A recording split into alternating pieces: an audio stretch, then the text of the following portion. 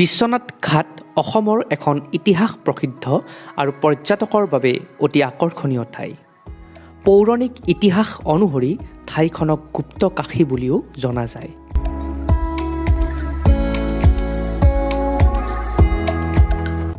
Hello' friends, মই আছোঁ গুপ্তকাশী বিশ্বনাথ চাৰিআলিৰ এটা ঘাট, আৰু ইয়াত একচুৱেলি এইখিনি ঠাইক গুপ্তকাশী বাবা ধাম বুলিও কয়। বিশ্বনাথ চাৰিআলিত এই ঘাটটো আছে, এটা নেচাৰেল পৰিৱেশ, সৌটো নদী, আৰু আমি নাৱেৰে আহিলোঁ। খুব ভাল লাগিলে, এটা শান্ত, এটা সুস্থিৰ পৰিৱেশ, আৰু খুব শান্ত পৰিৱেশ, প্ৰাকৃতিক পৰিৱেশেৰে ভৰপূৰ।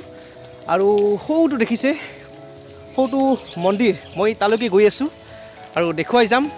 মোৰ লগত আছে আমাৰ সুমন আছে, সংকল্প আছে, সংকল্প, আৰু এয়া ৰাজকমল, অলপ লাজ কৰে, একো নাই। তো মই দেখুৱাই যাম, গোটেই পৰিৱেশ চাই থাকিব মোৰ ভিডিঅ'টো সম্পূৰ্ণ শেষলৈ।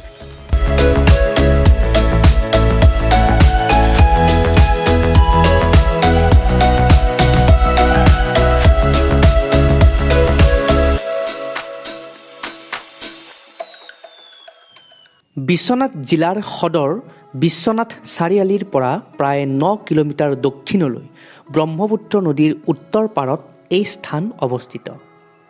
প্ৰাকৃতিক সৌন্দৰ্যৰে ভৰপূৰ এই স্থান পৰ্যটকসকলৰ বাবে যথেষ্ট আকৰ্ষণীয়। ফ্ৰেণ্ডছ, এই যিটো মন্দিৰ দেখিছে, এই মন্দিৰটো ইয়াত এইটো বাবা ধাম বুলি কয়, গুপ্তকাশী ঘাটৰ এটা মন্দিৰ। আৰু এই মন্দিৰটো, এই যিটো মন্দিৰ দেখিছে, এই মন্দিৰটো 6 মাহ এই নদীৰ তলত থাকে, আৰু 6 মাহ পিছত আকৌ মানে নদীৰ পানী শুকাই যায় আৰু মন্দিৰটো ওলাই যায়। তো শুনামতে ইয়াত মানে মনৰ কামনা পূৰ হয়, যদি ভালকৈ অন্তৰৰ পৰা প্ৰাৰ্থনা কৰা যায়, মনোকামনা পূৰ হয়। তো আমি আজি আহিছোঁ সেই মন্দিৰটোৰ ওচৰলৈ, ব'লকচোন মন্দিৰটোৰ ওচৰলৈ যাওঁ।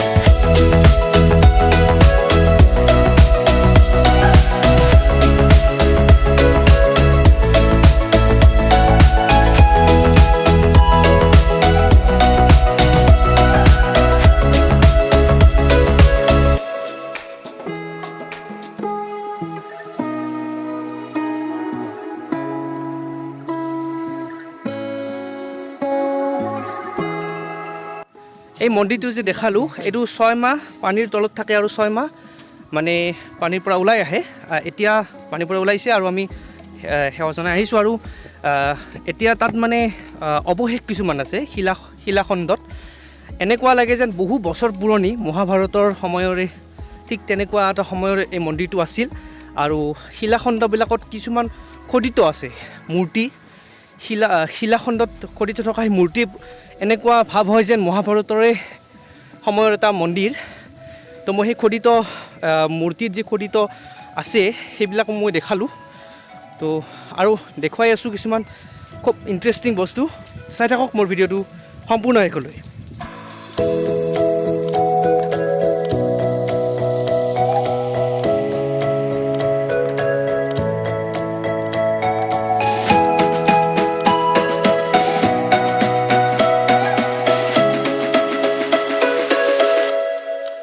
ফ্ৰেণ্ডছ মই আপোনালোকক এটা খুব ইণ্টাৰেষ্টিং কথা ক'বলৈ গৈ আছোঁ মই য'ত আছোঁ এই শিলাখণ্ডটো যে দেখিছে এই শিলটো যে দেখিছে ইয়াত পাণ্ডৱে পাশা খেলিছিল পাশা যিটো খেল আছে সেই খেলটো সেই মহাভাৰতৰ দিনতে এই খেলাৰ এই যিটো চিম্বল সেই চিম্বল ইয়াত খোদিত হৈ আছে আৰু বিশ্বাস কৰা যায় যে ইয়াত পাণ্ডৱসকলে এই পাশা খেলটো ইয়াত খেলিছিল গতিকে মই দেখুৱাই আছোঁ এই শিলাখণ্ডটো